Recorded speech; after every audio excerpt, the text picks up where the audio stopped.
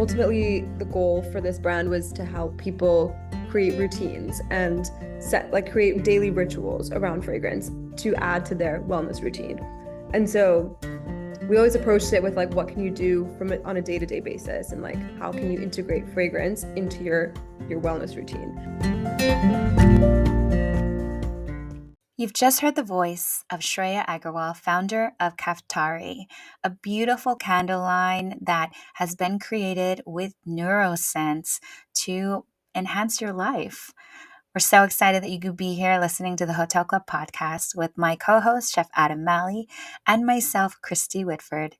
Enjoy the episode. Cheers. Hey, Chef, how's it going? Oh, going great. Yeah. So, It's like morning. it's we're doing an early one today. This is kind of like I don't know, way past my bedtime, but also way before my wake up time. Well, you're traveling a lot, so I imagine like you're losing sight of like, where am I and what day is it? I just learned what time zone I'm in today. Yeah. So, which is yours, Yeah, fortunately. we're in California, Yeah, which is no, wonderful. it's good to be home. Well, this month it's been so nice to kind of hear a lot of stories from people about mental health, and then to also celebrate AAPI Heritage Month. And I thought we kind of could, share a little bit of what AAPI means. Like, I know you're married to Mary, and Mary is of Korean descent, right? Correct. She was born in Seoul. So, Wow. but she grew up here, but she was born over there, and uh, Korean heritage is very important in my life and the lives of my kids, and it's an important month. Amazing. Part of my heritage is I'm part Thai, Lao, and Chinese. And so I've grown up very much in an Asian household, and my father's Native American. So it's nice to sit in this month and really get to hear stories of people, even though, I think everyone's heritage should be shared every single day of the year. It's just nice to recognize cultures and learn more about history. And, in the month of May, did you know that it was chosen to commemorate the first known Japanese immigrant to the US on May 7th, 1843? I never knew that. That's Yeah. fascinating. And That's so cool. Yeah, and it was for the completion of the Transcontinental Railroad on May 10th, 1869, which was made possible with the labor of up to 20,000 Chinese workers. We don't think about even the history of Chinese workers here in this country, but they really were a part of the railroad and making that come to life. There was a lot of terrible stories, a lot of pain that comes with that as well.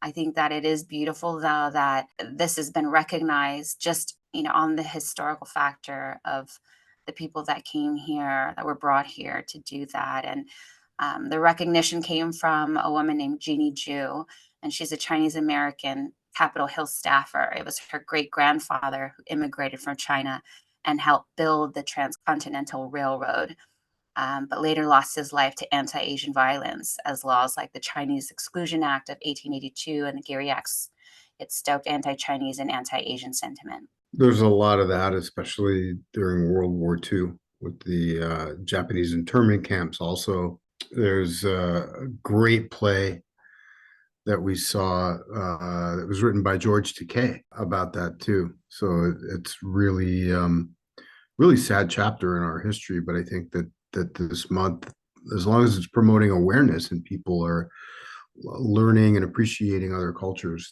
that's kind of how we need to proceed forward, as opposed to not appreciating other cultures and learning about them.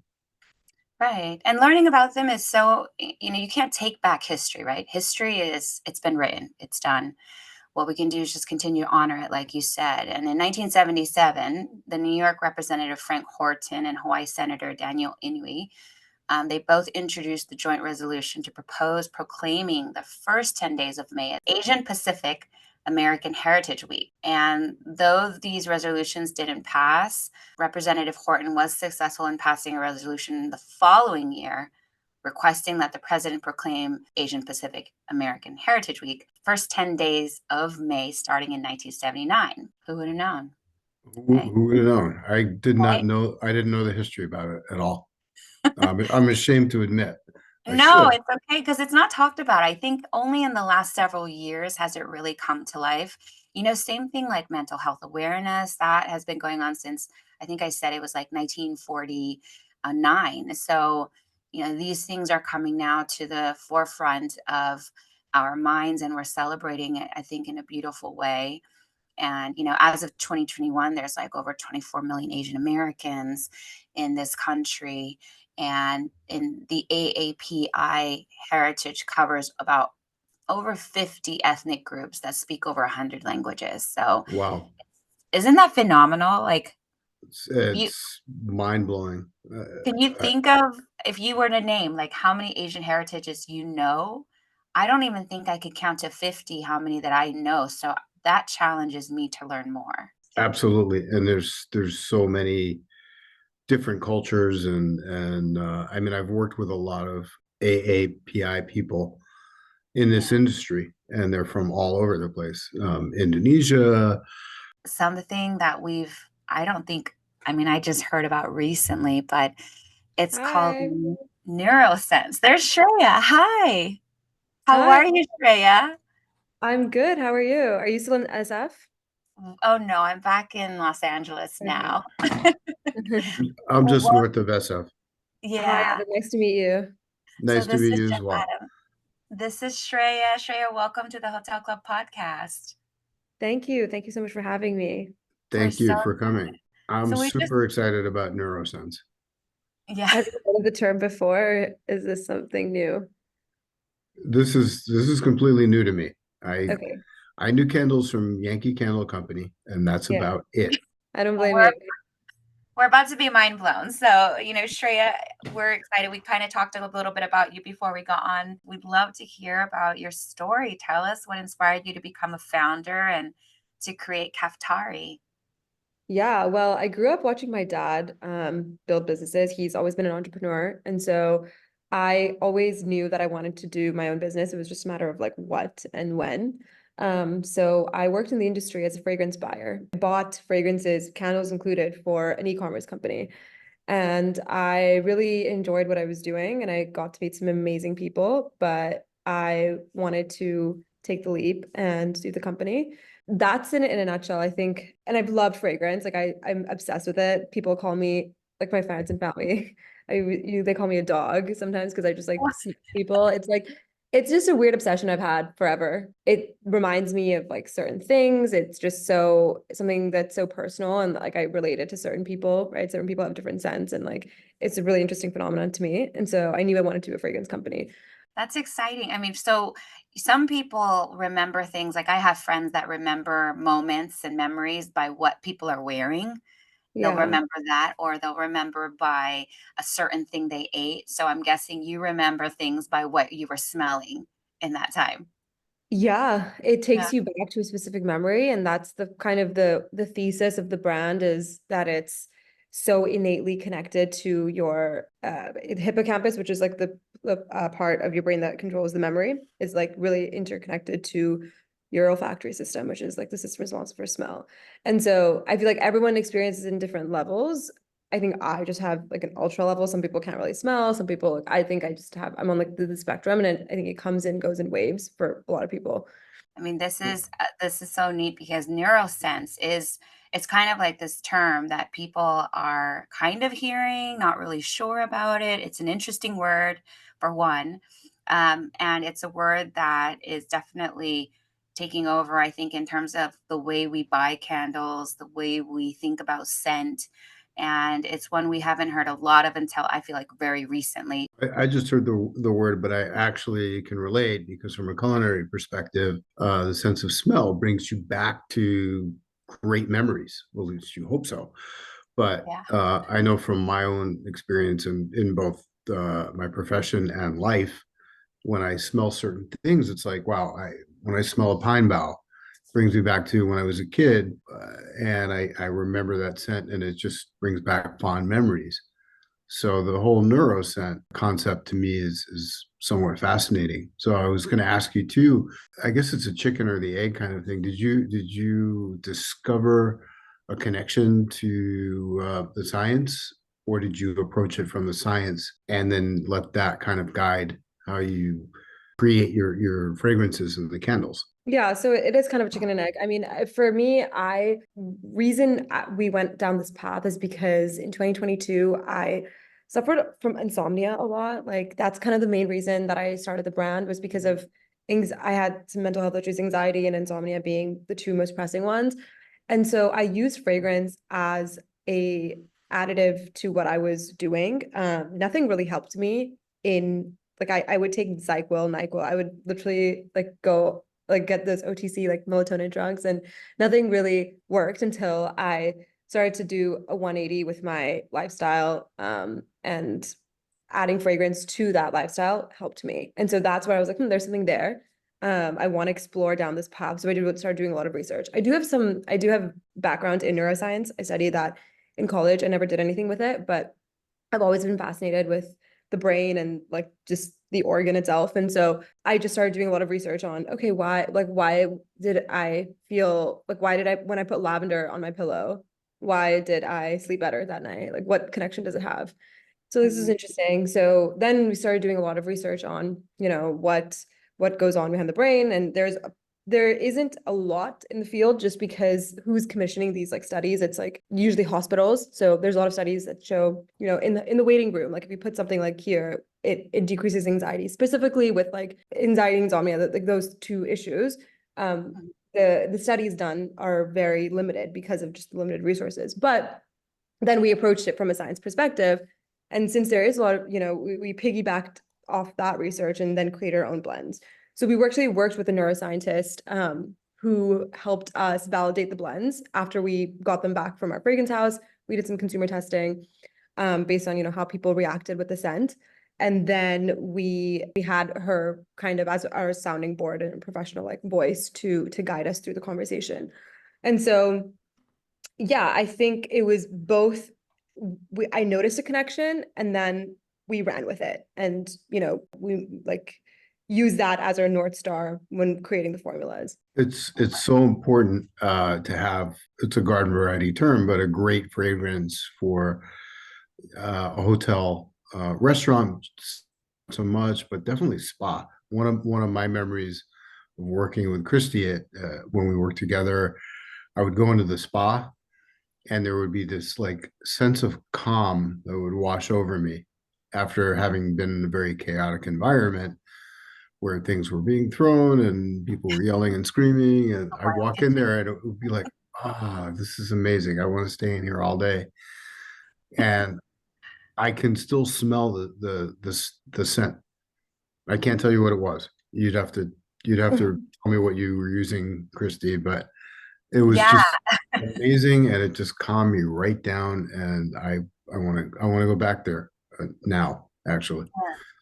I mean, just like what you were saying, right? And in my spa world, that was always the case when we would be standing at the reception area and chef would come in, people from the sales department would come in, people from front office would come in, and they would come through the doors and just stand there and take a deep breath and just like chill out for a few minutes because it just provided that space, which is why I also think Kaftari is like the perfect brand to carry in a spa where people can bring these beautiful scents home too, and they can fill treatment rooms, but not only that, but bring the benefits of what these candles really do. And I would love if you could help our listeners understand, aside from, your insomnia and helping that insomnia. I think a lot of people do suffer from lack of sleep. They've been not wanting to take, OTC drugs at all and taking melatonin. And some people like myself, if I take melatonin, I wake up very groggy the next day, which does not feel great. But tell us a little bit more about the benefits of the neurosense and what people should be really looking for when they're choosing a candle for their homes, and why it was important for you to make Kaftari a neuroscent and not just a regular candle. like, chef's immediate breathing in deep and feeling that. I'm guessing every time someone burns a CAFTARI candle, you feel that. I know I do because I have them right here and they're delicious. I think, well, when choosing a candle, a lot of people, the whole neuroscent, it's like a value proposition that you get on top of the smell. So like it has to smell good, and people aren't going to buy it if it doesn't smell good. The thing is, there's also, we're all like about clean. We use clean fragrance and like natural wax, and all of the packaging is like 100% recycled. That is another reason, like people, when we think about in the candle industry, you mentioned Yankee Candle at the top of the show.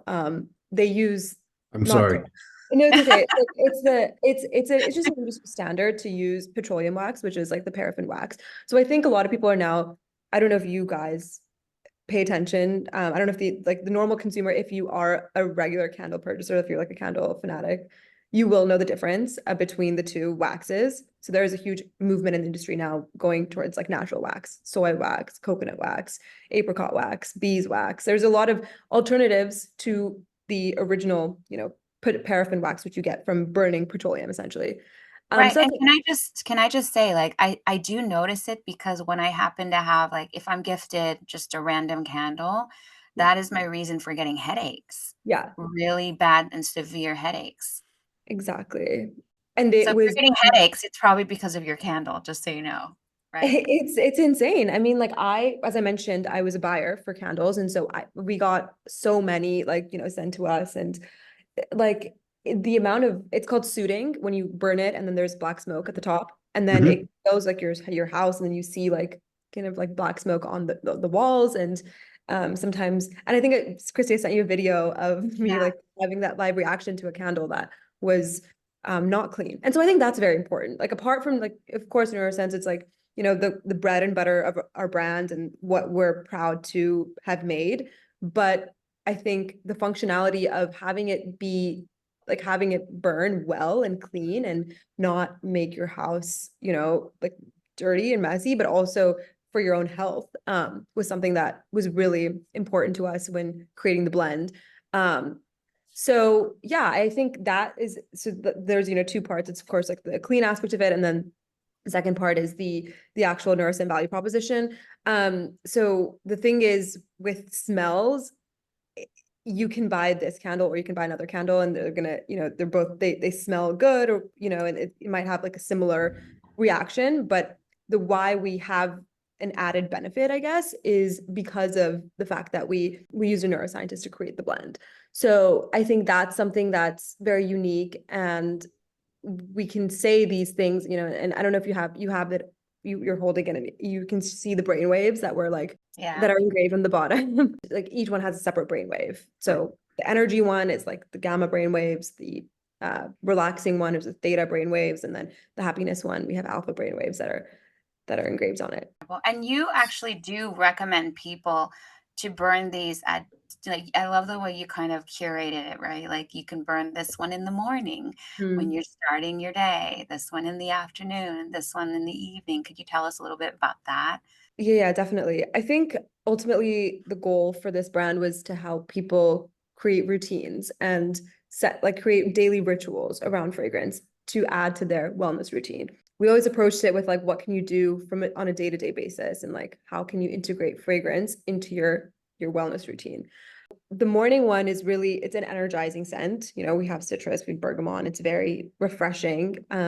We describe it as like a gentle boost of caffeine, so that's like why we suggest people to burn it in the morning. Of course, you can burn it at any time of the day. And then the evening one is really very, it's for stress relief. It's, when you're supposed to unwind from the day, and you're really kind of coming home from work and you just want something peaceful. And it's the stress relief one. It has like those theta brain waves that are, right before you sleep kind of thing.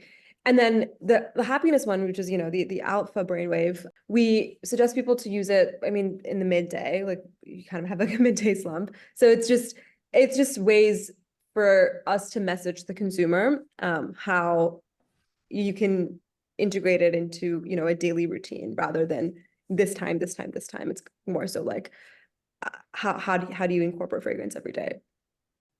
I love that. I think that's so smart, Yeah. right? I think you're gonna need a lot of the night ones, chef. That's what yours is. Well, so I was just thinking, we're getting to the end of Mental Health Awareness Month, and uh, I don't know. I feel like there's a correlation between CAFTARI and a way to help people de-stress, and Yeah.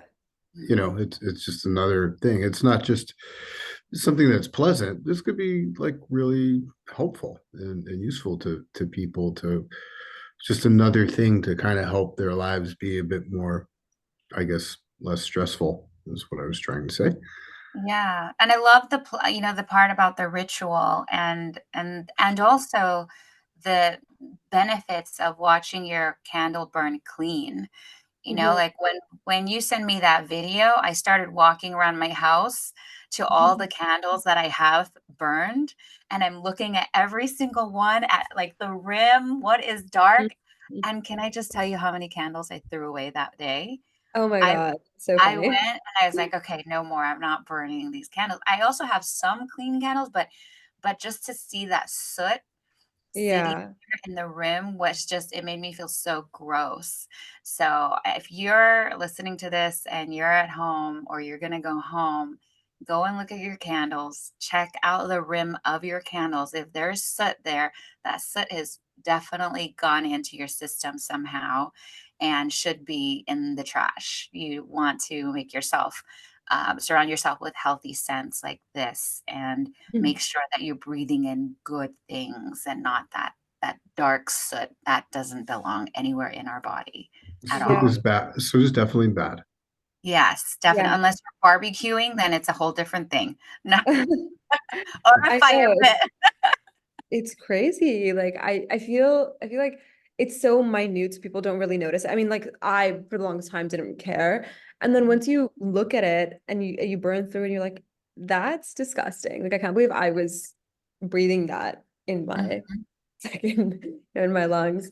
And a lot of times, candles will say that they're clean, they use clean ingredients and mhm, natural wax, but it's really about how much we like you test it. So we went through like thousands of iterations of like just testing it with a different wick, with a different like maybe instead of 97% soy, we did 96% soy and then 4% coconut. We made variations to the blend and to the wick so that it wouldn't, suit soot. And I think sooting is something, it's a chemical reaction taking place in your home. So it's not always going to be perfect, but we can really strive to be close to perfect in instances like this. right. And like thinking as Chef was just talking about, it is Mental Health Awareness Month, and we're just getting to the end of it. I would love to know, like, what are your thoughts on mental health, and what practices and rituals do you have for your personal wellness and mental well-being? Yeah, well, the mission for the brand has always like we've always been centered around mental health, and so something we're really passionate about, of course, is the month of May, and having just 1 month, every day should be Mental Health Awareness Yeah. Day, month. It shouldn't just be a month, but I'm glad that it's from like an organization perspective, like we get this 1 month to talk about it openly. In terms of my personal like rituals and wellness like routine, I think I'm a huge fan of journaling and meditating, as a lot of people are, but I genuinely find a lot of benefits in that, and doing it with a candle, because one of our evening one is actually a meditation candle. Like you're supposed to do it, kind of message it as an evening scent and a meditation one. So like doing it with the scent is really impactful too, because you're really able to, zone in on the session. And then another thing I really like is just eating well. It has a tremendous, and I know Chef, you can like speak about this too, but like it has a tremendous benefit on my mental health. So I've been like drinking green juice like every morning, Yeah. and it genuinely has such a positive impact on my mental health. Like there's so many benefits, of course, internally and health wise, but mentally, I think, have like eating well, especially the first part of the day when you just wake up and like putting something nutritious in your body, like green juice, celery juice, whatever. I feel like has helped me a lot with just generally like how the day goes. So Mhm. those are things, that I love doing and I'm passionate about. What's your go-to green juice? I What literally like have it ingredients? right here. So I just finished it. I have a juicer. It's hard to make it every day though because of the cleaning. You have to clean it and it's a lot. But I usually put like celery, cucumber, kale, spinach, and then lemon, ginger to make it bearable to drink. Green apple helps too, by the way. Really? I think my mom was saying that you shouldn't put fruit in the juice because part of the reason fruit's healthy is because the process of chewing it down, like the Hmm. process of chewing it Mm, is healthy because of the amount of like sugar, fructose is in fruits. When you put it in a smoothie or you put it in juice, it takes out that process because it's like liquid and then you're left with the fructose. But I right, don't know. I right. feel like it's all in moderation, right? So that's why she's always like, oh, just put lemon and put ginger. Healthy lifestyle is so good for your mental health, and I think we're learning a lot about the science of food and how it can obviously heal us. We know food can heal us, food can make us sick. But if we eat well, food can actually help us in our mental health and our overall wellness. It's great that you're using food for your well-being as well. And I need to drink more green juices in general. What's your favorite green juice, chef? Uh, Pop Tarts. No, I've made a green juice very similar. I put something a little more sweet in it, just because I all that greenness is a bit too much without a little bit of sugar. So that's where the green apple comes in. But for the most part, it's that, and it's delicious. Um, It's good. Yeah. Yeah. You just, can. just to make it for me a little more, and I love vegetables. I love raw vegetables. I love any vegetable in any state of cooking. But the green juice itself is actually quite nice in the morning. I should probably drink more of it. I tend to drink copious amounts of coffee. So, but that's another story for another day. I've I, actually stopped drinking coffee and started drinking tea more Nice. now. Yeah. Only coffee like maybe once or twice a month now, even though I love it. Just been reading a lot about heart health and wanted to make sure that I was okay and not enjoying it. So maybe we can switch you to tea, chef, and green juice.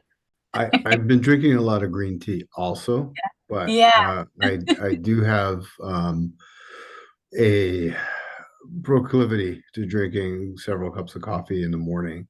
Oh my God. Um, Yeah. but but I want to actually try it with one of your candles.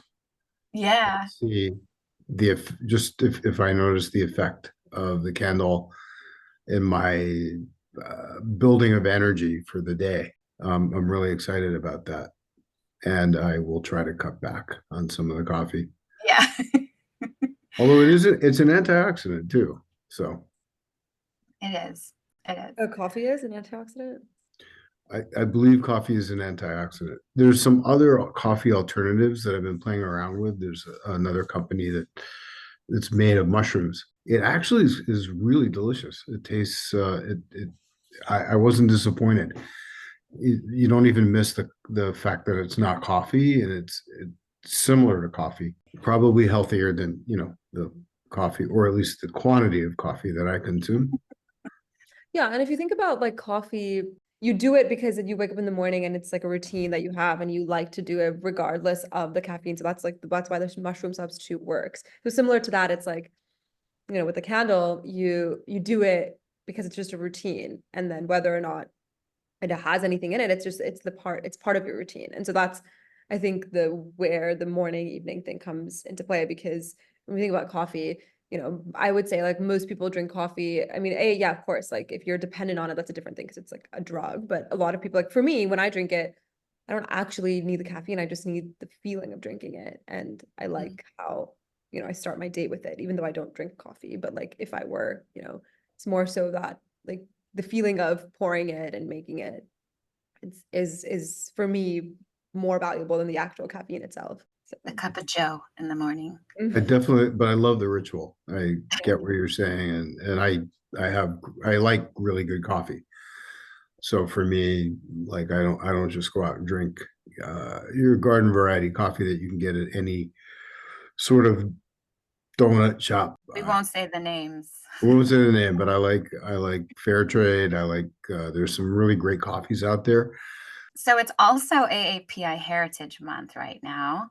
Happy AAPI. We talked a little bit before you came on about AAPI. And can you tell us a little bit about your background and as an AAPI female entrepreneur and founder, what has been the biggest life lesson thus far in creating your company and sharing it with the world? Yeah, my background, my parents are from India. So I was born in Bombay and I actually lived in Delhi, which is like in North India for 10 years.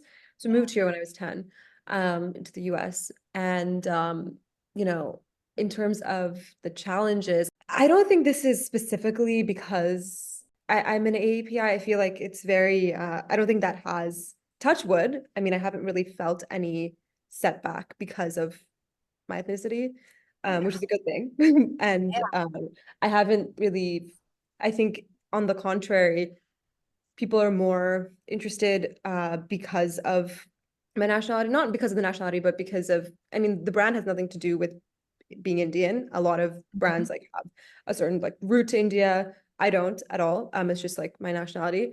Being a founder, I mean, it's tough, as you know, Kristy. It's just I keep on reminding myself that Rome, wasn't built in a day. I literally have like my affirmations. It's like in the morning. It's like literally, it's gonna take some time. And so, I think my biggest lesson is to be patient with myself and to just understand that everything happens for a reason. And if, someone said no to me, or if a stockist said no, or something fell through with the product development, like I think about it and I realize that actually was a good thing, that didn't happen. Like I think about it a year ago today, I was really mad at my manufacturer and I was like, this is not working. I was like, not going to launch. I really had spent so much time and effort and it was, it was a very tough time. And I now looking back, I'm like, I'm so glad that I went through that and it actually turned out amazing. Like I think I have an amazing product and whatever issues that we had actually turned out to be better. So it's like just the giving yourself the perspective of time, I think has been my biggest lesson so far in this entrepreneurial journey. When you're talking about rejection, right, and bringing your brand and sharing it with people, I think rejection. There's a little quote somewhere that says like rejection is redirection. So it just allows you an opportunity to go somewhere else where people are going to appreciate you. And I think we touched on that a little bit when we talked in the past. It's just like wherever people don't receive you, it's because somebody else is going to receive you in a better way. So you always want to work with people that are going to be super supportive, kind, and always going to see your vision and feel like they want to be a part of it. And I think that's one of the things about stepping into entrepreneurship is that one, it's very scary. You don't know what's going to happen. You don't know who is going to say yes to you, and you just want people to feel connected to your story and what you really are trying to bring to the world. And I think that with your company, with CAFTARI and these beautiful candles you've created, I feel like you are 6 months since launching. And I mean, you're going to blow up. I feel like that's my prediction, that people are going to smell these scents, see how they benefit their lives, and just become loyalists to your brand. More times than any, we find people buying candles. I mean, I'm very guilty of this because I'll buy one candle, I like it, but then I'll go try another candle, and sometimes you don't need to do that. Why not just buy the thing that you know that works well? Yeah. And I think maybe that's kind of what you've done with your brand is created a space for people to have something that they're going to love over and over again.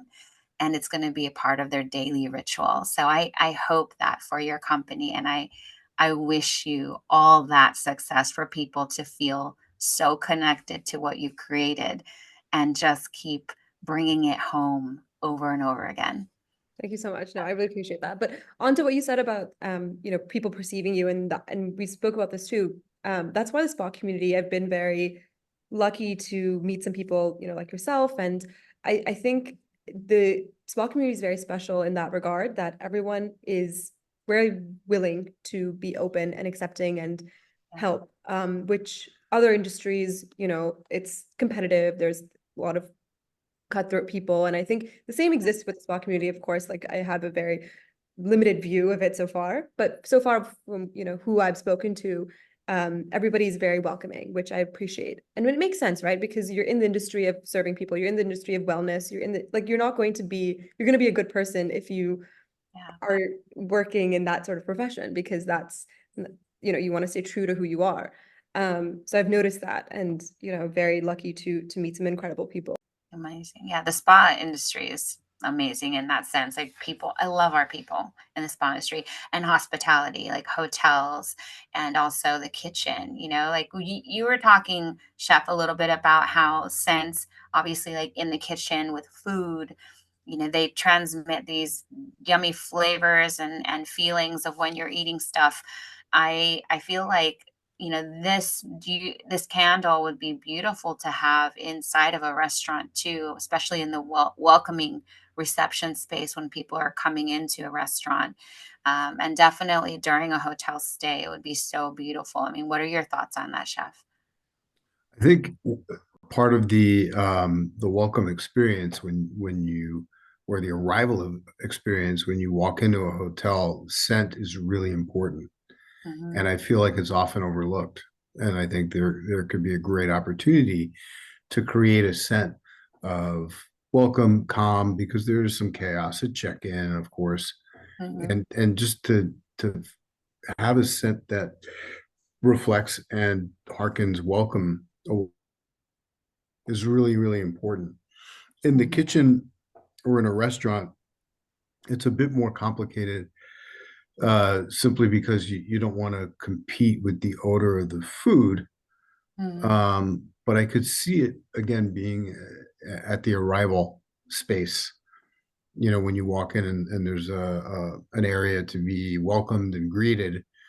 I can see that being, something that would just make you just want to come in and feel like you're in a space that's comforting and welcoming. So it's really, really important. Burning a candle like this in the kitchen again, I don't know. I don't No, know not if it in the works. kitchen. There's No, so much going I on. want to. You need a steak candle for that. I want to. So much going on in the kitchen. Yeah. Yeah. I was going to ask you though, how do you come up with your scents, and how many scents have you got in Yeah. CAFTARI? So right now the assortment is just 3. We are working on a 4th one for sleep specifically. So really excited about that. It just took a long time to create. How we come up with the scents is I work backwards. So for example, I'll just take the happiness one for an example. We have this goal. Okay, we wanted to elicit serotonin in our bloodstreams. Like, how do we feel certain emotions? It's essentially like neurotransmitters in our brain talking to each other via synapses. It's all, we can artificially, how we can artificially be happy, we can artificially create this in our brain. We start off with that. Okay, I want to invoke serotonin. And so then there's, piggyback off of what I was saying earlier, the research that's already been done. Okay, look, what scents actually have a correlation to serotonin? And we found that rose had a correlation to serotonin. So we're like, okay, now we want to make a rose scent. So it's like, Wow. rose is the base. And then we, of course, it has to smell good, it has to be unique, but that's the base, and that's kind of the blueprint of the scent. And then we work with a fragrance house in France. And so send it to them, they send it back, and then goes through a couple of iterations. And then finally, we're like, okay, we're happy with the scent. Now we have to see, do people actually feel happier? And so that's when the consumer testing begins. Just, small panel of like 30 people. We say like, okay, how do you feel before? How do you feel after? What's the level of change? And then based off of that, we're able to kind of make these claims and assertions that, it has an effect on mood. And again, I want to preface this by saying, like, of course, we're not selling a drug, we're selling Right. we're selling a concept. It's a story, and I think people perceive scent in so many different ways, and people have a different, as I mentioned, threshold to how they perceive it. And I think when you buy it, you're like, oh well, this doesn't instantly make you happy. Like, that's this is not like Elizabeth Holmes and like Theranos here. So like we're Yeah. not, that's not at all what we're trying to say. And that's why, of course, the messaging is very like this may help that. This can. I Yeah. mean, it's always, it's not like it's not an FDA drug. So Right. I think, which I think most people know, but sometimes you always get one or two people that are like, oh, well, uh, this didn't make me happy, or like, how can It's you be not a cure, sure? friends, Like, how can right? you be so sure? And I was like, I mean, that's Someone's like burning it after heartbreak. I think this is gonna make no, that's not the point. yeah, exactly. Storytelling. Most people It's the are, most ritual. people know. Yeah. Yeah. I love that you said that, because there will be that person that's like, well, this didn't do this for me. And it's, well, yeah, no, this is the storytelling. This is the intention. This is the Exactly. ritual.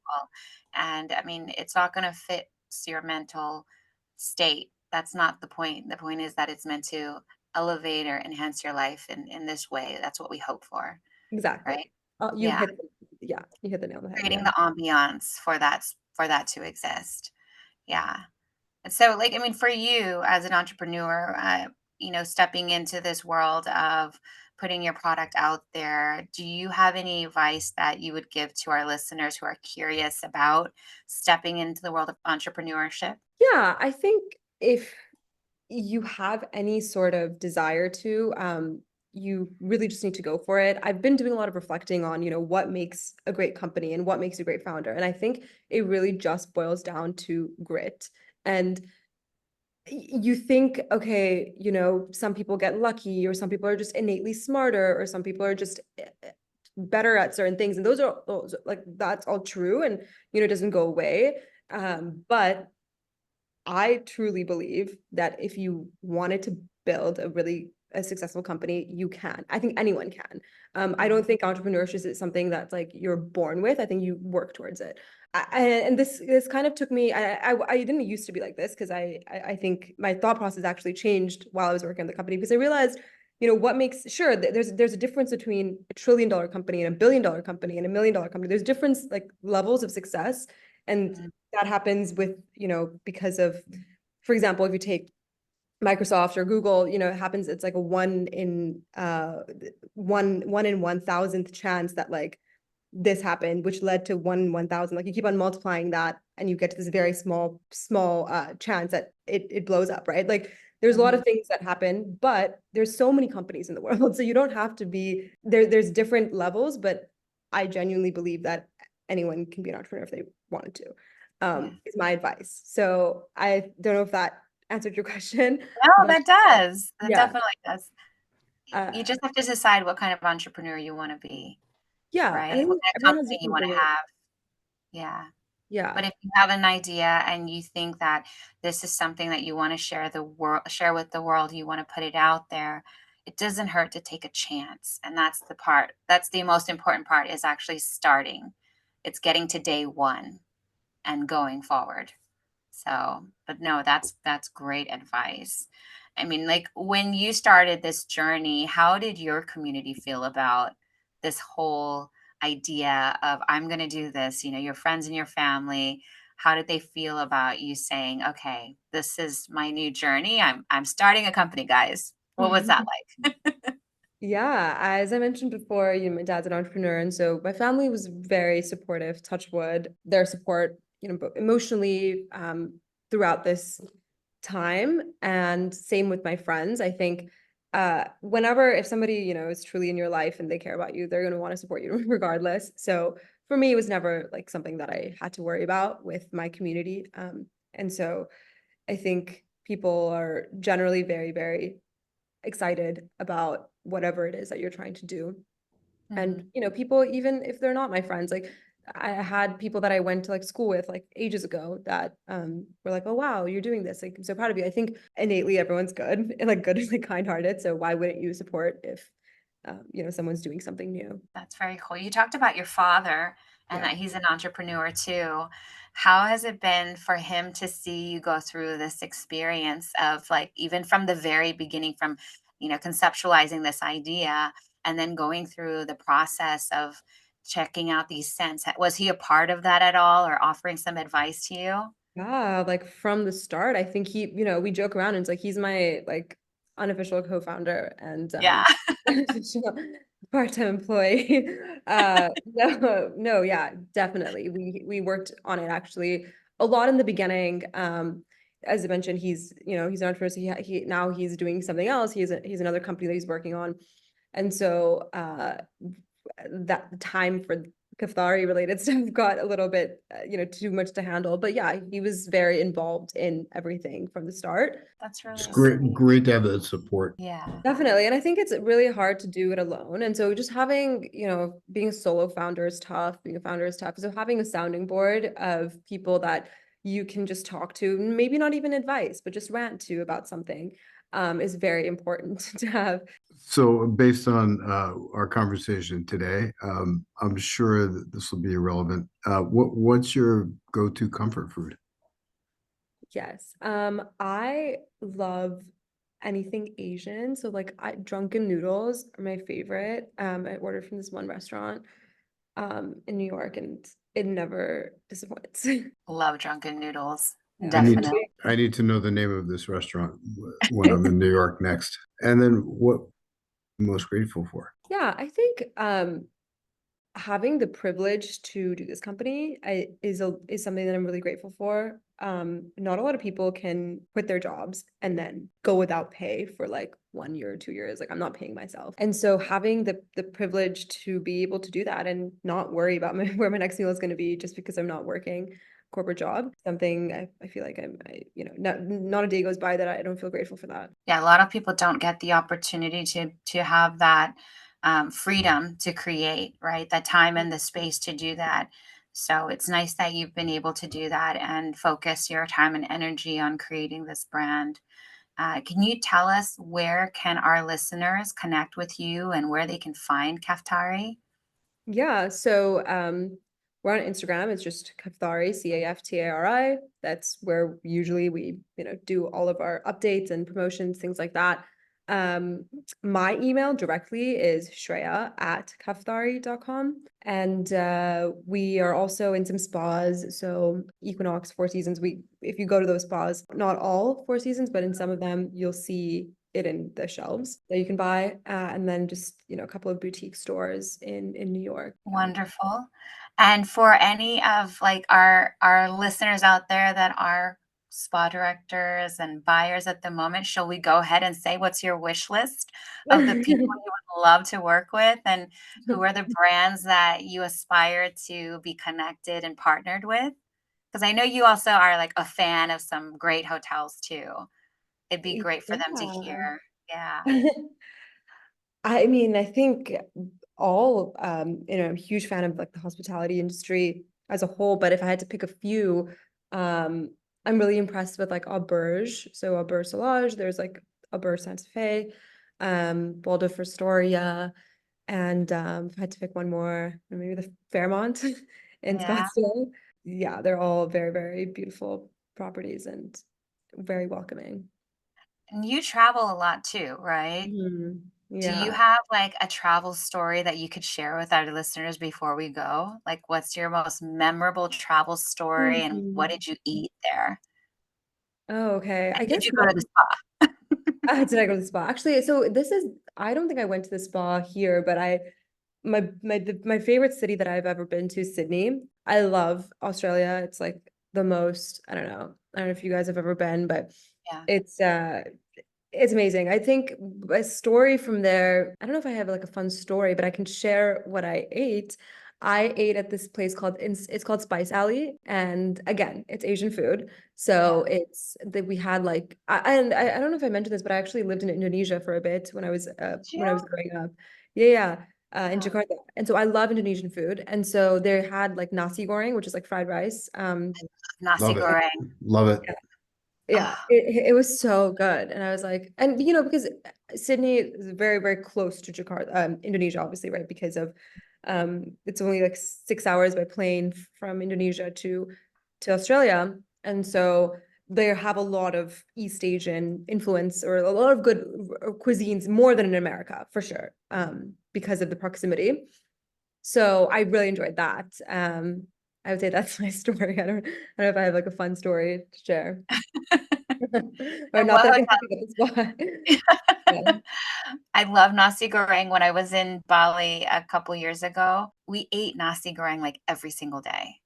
So good. Yeah, And it's just the best. I absolutely love it. So good for you. it was Spice amazing.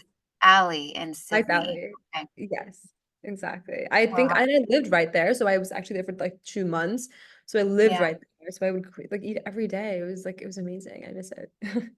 that's incredible. Yeah. And chef, have you been to Australia? Not yet. Not yet. I've Okay. I've always wanted to go, but and I do know the proximity to Asia. Yeah. I was in Thailand, and a lot of Australians there because it's pretty close. But yeah, I want to go, and I love nasi goreng. So, and I think Oh, I think I make it okay, and it was actually verified by someone from Indonesia. yeah. So I got that going for me. Yeah. That's I'm gonna have to try that, please. Well, Shreya, thank you so much for being with us today. We're so happy that you could join us and talk about CAFTARI, and we wish you all the best as you continue to share it with the world, and can't wait to share it with more people so that they can enjoy this beautiful collection that you created. Thank you so much. No, it was absolutely a pleasure to speak with you guys, and yeah, I'm really excited to to continue the relationship. Thank you. Well, you enjoy your day, okay? Have fun Have a over there. great day. Thank All you right, so you as much. well. Bye. How wasn't she lovely? Yeah, no, that was great. That was really interesting too. Yeah, I like that the the candle. entrepreneurship was a great I got to get one of those to try. My kids will love it too.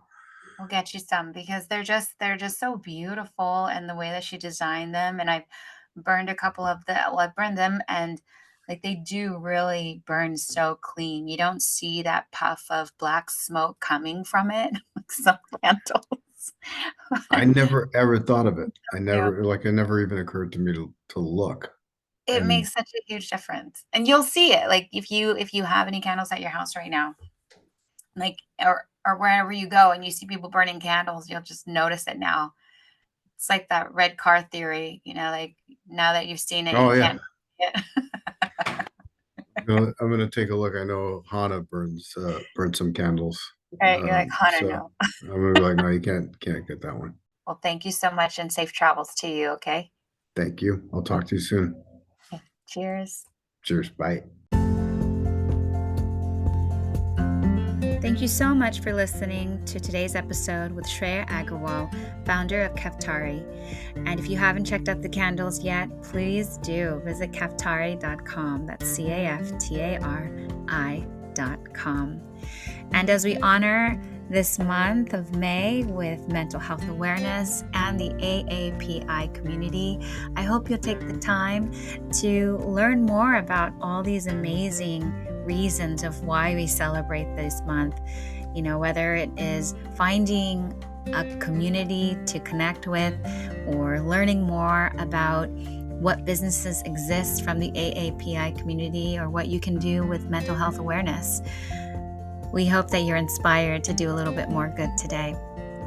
Thank you for joining us on the Hotel Club podcast with my co-host, Chef Adam Malley, and myself, Kristy Whitford. We're so glad that you could join us, and we look forward to bringing you more episodes every Thursday. And if you haven't liked or subscribed to our channel yet, please do. It helps us more than you know. And we look forward to sharing more of these amazing people with you. Take care, be well, be kind, and have a wonderful day. Cheers.